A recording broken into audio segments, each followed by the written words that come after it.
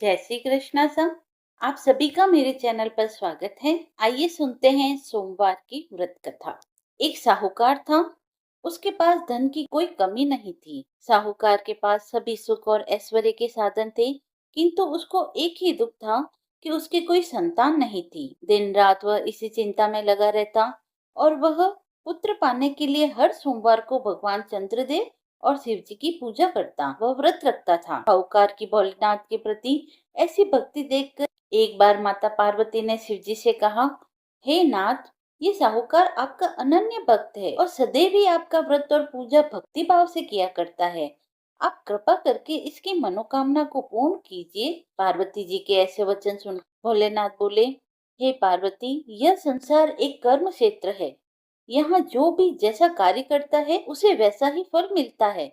अर्थात जैसा कार्य मनुष्य करता है वैसा ही परिणाम वह भोगता है। किंतु माता पार्वती आग्रह पूर्वक बोली, हे भोलेनाथ, यह आपका अनन्य भक्त है। यदि इसको कोई भी दुख है तो आपको उसे अवश्य ही दूर करना चाहिए। यदि आप अपने भक्तों की मनोकामना पूरी नहीं करेंगे तो कोई मनुष्य आपकी भक्ति सेवा व पूजा क्यों करेंगे। पार्वती जी के इस आग्रह को सुनकर शिव जी ने कहा, हे शिवे, इस साहूकार के कोई पुत्र नहीं है। इसी कारण यह दिन रात चिंतित व दुखी रहता है। इसके भाग्य में संतान न होने के कारण मैं इसे पुत्र का वरदान नहीं दे सकता, परंतु तुम्हारे कहने से मैं इसे पुत्र प्राप्ति के लिए वरदान देता हूँ। किंतु इसका पुत्र केवल 12 वर्ष तक ही जीवित रह सकता है। इसके बाद वह मर जाएगा। इससे अधिक मैं इस साहूकार के लिए कुछ नहीं कर सकता। यह सब बातें साहूकार भी सुन रहा था। उसे यह सारी बातें सुनकर न कोई खुशी हुई न ही कोई दुख। वह पहले की तरह ही शिव जी की पूजा व व्रत करता रहा। कुछ समय पश्चात साहूकार की पत्नी गर्भवती हो गई और 10वें महीने में उसके गर्भ से एक बहुत ही सुंदर पुत्र हुआ। साहूकार के घर में बहुत खुशियां मनाई गई, किंतु साहूकार ने अपने पुत्र की 12 वर्ष ही आयु जान कोई खुशी प्रकट नहीं की और इस संबंध में किसी को कोई भेद नहीं बतलाया। वह बालक धीरे धीरे बड़ा होने लगा। जब वह बालक 11 वर्ष का हो गया तो बालक की माता ने साहूकार से उसके विवाह के लिए कहा। तो साहूकार ने कहा कि मैं इसे काशी जी पढ़ने भेजूंगा। साहूकार ने अपने साले को बुलवा कर कहा कि तुम इस बालक को काशी पढ़ने के लिए ले जाओ और इसे विधिवत शिक्षा ग्रहण करवाओ। साहूकार ने उसको बहुत सा धन देकर कहा कि रास्ते में जहाँ कहीं भी ठहरो वहाँ यज्ञ और ब्राह्मणों को भोजन कराते जाना। इस प्रकार वह दोनों मामा भांजे रास्ते में यज्ञ करते, दान देते और ब्राह्मणों को भोजन कराते जा रहे थे। रास्ते में एक शहर पड़ा। उस शहर के राजा की कन्या का विवाह था। एक अन्य राजा का लड़का बारात लेकर आया था, लेकिन वह एक आंख से काना था। लड़के के पिता को इस बात की चिंता थी कि वर को देखकर कन्या के माता पिता विवाह में किसी प्रकार की अड़चन न डाल दे। उन्होंने साहूकार के अति सुंदर बेटे को देखा तो उनके मन में विचार आया कि क्यों न इस लड़के से विवाह का कार्य पूर्ण करा लिया जाए। यह विचार कर उसने लड़के और उसके मामा से कहा कि यदि आप फेरे व कन्यादान का कार्य पूर्ण करा देंगे तो आपकी बड़ी कृपा होगी और हम आपको बहुत सारा धन देंगे। साहूकार के लड़के और मामा ने इस बात को स्वीकार कर लिया। विवाह का काम भली प्रकार से पूरा हो गया।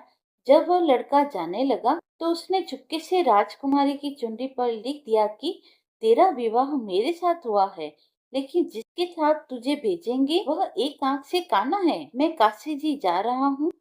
राजकुमारी ने जब इस प्रकार लिखा पाया तो उसने कान्हे राजकुमार के साथ जाने से इनकार कर दिया और कहा कि यह मेरा पति नहीं है। मेरा विवाह जिसके साथ हुआ है वह काशी जी गया है। राजकुमारी के पिता ने यह सब सुना तो उसने अपनी कन्या को विदा करने से इनकार कर दिया। बारात वापस चली गई। उधर साहूकार का लड़का और उसका मामा काशी जी पहुंचे, जहां लड़के ने पढ़ना शुरू किया और अपना अतिरिक्त समय मामा भांजे यज्ञ दान आदि में व्यतीत करने लगे। इस प्रकार कई महीने बीत गए। जब लड़का 12 वर्ष का हुआ, लड़के के मामा ने यज्ञ का आयोजन कर रखा था। अचानक ही लड़के की तबीयत खराब हो गई। लड़के से मामा ने कहा कि अंदर जाकर सो जाओ। लड़का अंदर जाकर सो गया। थोड़ी देर पश्चात लड़का मर गया। जब लड़के के मामा ने देखा कि वह मर गया है तो वह बहुत दुखी हुआ। उसने सोचा कि मैं पहले यज्ञ पूरा कर लूं, तब कुछ सोचूंगा। लड़के के मामा ने यज्ञ पूरा किया और फिर रोना प्रारंभ कर दिया। वह बहुत जोर जोर से रोने लगा। संयोगवश शिव जी व पार्वती उधर से जा रहे थे। पार्वती ने भगवान भोलेनाथ जी से कहा, हे नाथ, कोई दुखी व्यक्ति रो रहा है, उसके कष्टों को दूर कर दो। और पार्वती जी वहां पहुंचे तो उन्होंने देखा वहां पर एक लड़का मरा हुआ पड़ा है। तब पार्वती जी ने देखते ही लड़के को पहचान लिया। पार्वती जी ने लड़के के मरने का कारण पूछा तो भोलेनाथ ने बताया, हे गौरी, इस लड़के की आयु इतनी ही थी, यह अपनी आयु पूरी कर चुका। तब पार्वती जी ने विनम्रता से कहा, महाराज, कृपा करके आप इस लड़के को जीवित कर दीजिए, नहीं तो इसके माता पिता इसके वियोग में तड़प तड़प कर अपनी जान दे देंगे। माता पार्वती की बात सुनकर शिव जी ने लड़के को पुनः जीवित कर दिया। शिव जी की कृपा से लड़का जीवित हो गया। शिव शंकर व पार्वती जी शिव धाम को चले गए। शिक्षा पूरी होने पर लड़का और उसका मामा पहले की तरह यज्ञ करते, ब्राह्मणों को भोजन तथा दक्षिणा देते हुए अपने घर की ओर चल दिए। रास्ते में दोनों उसी शहर में आए जहाँ पर उस लड़की की शादी हुई थी। वहां पहुंचकर दोनों ने यज्ञ करना शुरू कर दिया। जब वे दोनों यज्ञ कर रहे थे तो उस लड़के के ससुर यानी वहां के राजा ने, जो उधर से घोड़े पर बैठकर अपने सेवकों के साथ जा रहा था, उसने लड़के को पहचान लिया। राजा ने महल में ले जाकर दोनों की खूब सेवा की। कुछ समय राजा के महल में रहने के बाद लड़के ने राजा से जाने के लिए आज्ञा मांगी। राजा ने अपनी लड़की को लड़के के साथ विदा किया और साथ ही बहुत सा धन व दास दासियां भी भेजी। जब वे अपने शहर में आए तो लड़के के मामा ने कहा, पहले मैं तुम्हारे माता पिता को तुम्हारे आने की खबर सुना आता हूँ, तब तक तुम पत्नी सहित यहाँ आराम करो। ऐसा कहकर लड़के का मामा साहूकार को अपने पुत्र के आने की खबर देने के लिए चला गया।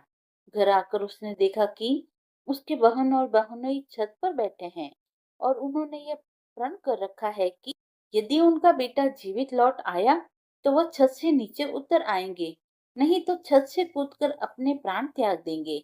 लड़के के मामा ने जब यह समाचार उन्हें सुनाया कि उनका लड़का जीवित लौट आया है तो उन्हें विश्वास नहीं हुआ। तब लड़के के मामा ने शपथ खाकर कहा कि आपका पुत्र अपनी स्त्री और बहुत से धन और दास दासियों सहित घर आया है। तब साहूकार और उसकी पत्नी छत से नीचे उतर आए और प्रसन्नता के साथ अपने बेटे और बहू का स्वागत किया। सभी प्रसन्नता के साथ रहने लगे। इस प्रकार भक्ति भाव से जो भी प्राणी सोमवार के व्रत का पालन करता है तथा प्रेम पूर्वक इस कथा को सुनता या पढ़ता है तो उसके सभी कष्ट दूर होते हैं, सारी मनोकामनाएं पूर्ण होती है और इस लोक में सभी सुख सुविधाओं को भोग कर अंत में उसे शिवलोक की प्राप्ति होती है। कथा समाप्त हुई। यदि आपको कथा पसंद आई हो तो आप मेरे चैनल को लाइक शेयर एंड सब्सक्राइब करें। धन्यवाद।